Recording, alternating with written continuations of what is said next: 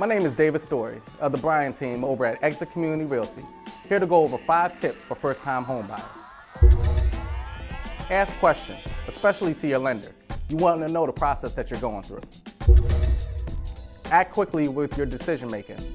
Trust me, there's somebody else looking at that home and they're going to move a little bit quicker than you. Choose the right agent. That's key. You want somebody that's going to represent your needs best, also slowly walk you through the home buying process. Make sure you make your offer appealing enough to the seller. It's a seller's market out there. You want to make sure you're putting out your best foot.